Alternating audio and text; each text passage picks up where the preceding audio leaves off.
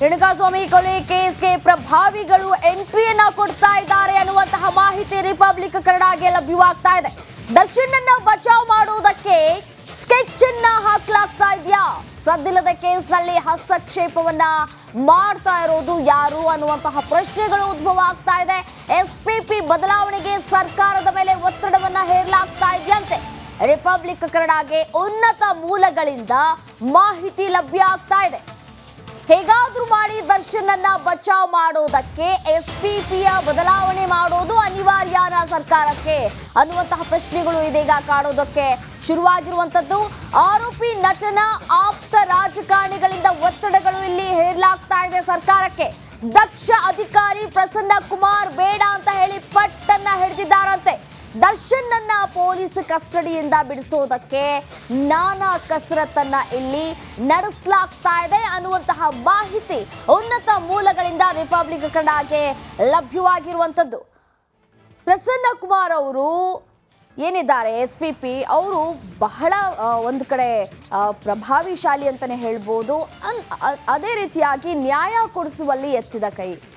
ಈ ಹಿನ್ನೆಲೆಯಲ್ಲಿ ಹೇಗಾದ್ರೂ ಮಾಡಿ ದರ್ಶನ್ ಬಚಾವ್ ಮಾಡಬೇಕು ಅನ್ನುವಂತಹ ನಿಟ್ಟಿನಲ್ಲಿ ಸರ್ಕಾರಕ್ಕೆ ಒತ್ತಡಗಳನ್ನು ಹೇರ್ತಾ ಇದ್ದಾರೆ ಸಚಿವರು ಅನ್ನುವಂತಹ ಮಾಹಿತಿ ರಿಪಬ್ಲಿಕ್ ಕನ್ನಡಗೆ ಲಭ್ಯ ಆಗ್ತಾ ಇರುವಂಥದ್ದು.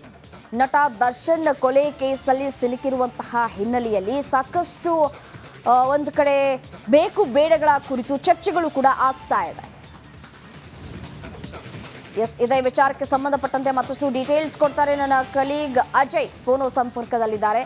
ಏನು ಅಜಯ್, ದರ್ಶನ್ ಬಿಡಿಸೋದಕ್ಕೆ ಡೇ 1 ಇಂದ ಇಲ್ಲಿ ಪ್ರಭಾವಿಗಳು ಎಂಟ್ರಿಯನ್ನ ಕೊಟ್ಟಿರೋದು ಗೊತ್ತಿರುವ ನಡಿ ಈಗ ಶುರು ಮಾಡೋಣ. ಕೇಸರಿಯಿಂದ ಮನೋಲ್ಲಾಸ ಮನಸ್ಸು ಮತ್ತೇರಿ ಕುಣಿದಾಡಿದೆ ನೋಡು, ಮನಸ್ಸು ಮತ್ತೇರಿ ಕುಣಿದಾಡಿದೆ ನೋಡು. ಕ್ಷಣ ಕ್ಷಣವೂ ಆಚರಿಸಿ ಕೇಸರಿ ಹಬ್ಬ. ವಿಮಲ್ ಬಾಯಲ್ಲಿ ಹೇಳಿ ಕೇಸರಿ ವಿಚಾರವೇ ಈಗ ಯಾರು ದರ್ಶನ್ ಪರ ಬ್ಯಾಟ್ ಮಾಡ್ತಾ ಇದ್ದಾರೆ. ಪ್ರಸನ್ನ ಕುಮಾರನ್ನ ಎಸ್ಪಿಪಿ ಆಗಿ ಮುಂದುವರಿಸೋದು ಬೇಡ ಅನ್ನೋದು ಯಾರು ಅಂತ. ಖಂಡಿತವಾಗ್ಲೂ ರಮ್ಯಾ, ಏನಂತಂದ್ರೆ ಯಾವಾಗ ನಟ ದರ್ಶನ್ ಇಲ್ಲಿ ಈ ರೀತಿಯಾಗಿ ಸಿಗಾಕೊಂಡಿದ್ದಾರೆ ಅಂತ ಹೇಳಿ ಗೊತ್ತಾಯ್ತು, ಆಗ್ಲೂ ಕೂಡ ಸಾಕಷ್ಟು ಪ್ರಭಾವಿ ರಾಜಕಾರಣಿಗಳಿಗೂ ಕೂಡ ಕರೆಯನ್ನ ಮಾಡ್ತಾರೆ. ಆ ನಂತರ ಅದು ಪೊಲೀಸ್ ಕಮಿಷನರ್ಗೂ ಕೂಡ ಕರೆಗಳು ಕೂಡ ಹೋಗಿರುತ್ತೆ. ಆಗ್ಲೂ ಕೂಡ ಯಾವುದೇ ರೀತಿಯಾಗಿ ಪೊಲೀಸ್ ಕಮಿಷನರ್ ಬಗ್ಗೆ ಯಾವ ರೀತಿಯಾದಂತಹ ಕ್ರಮ ತಗೋಬೇಕೋ ಅದೇ ರೀತಿಯಾದಂತಹ ಕ್ರಮ ತಗೊಳ್ತಾರೆ. ಆ ನಂತರ ಒಂದು ಟೀಮ್ ಅನ್ನು ಕೂಡ ಫಾರ್ಮೇಶನ್ ಮಾಡ್ತಾರೆ. ಯಾಕಂದ್ರೆ ಪ್ರಭಾವಿ ಆಗಿರೋದ್ರಿಂದ ಒತ್ತಡ ಇರುತ್ತೆ ಅಂತ ಹೇಳಿ ಅದರಲ್ಲೂ ಕೂಡ ಅಲ್ಲಿ ಪೊಲೀಸ್ ಕಮಿಷನರ್ ಕೂಡ ಯಶಸ್ವಿ ಆಗ್ತಾರೆ, ಬಂಧನ ಕೂಡ ಆಗತ್ತೆ. ಇದೀಗ ಇನ್ನು ಕೋರ್ಟ್ ವಿಚಾರಕ್ಕೆ ಬಂದ್ರೆ ಈಗ ಎಸ್ಪಿಪಿ ಆಗಿ ಪ್ರಸನ್ನ ಕುಮಾರನ್ನ ನೇಮಕ ಮಾಡಿದೆ ಸರ್ಕಾರ.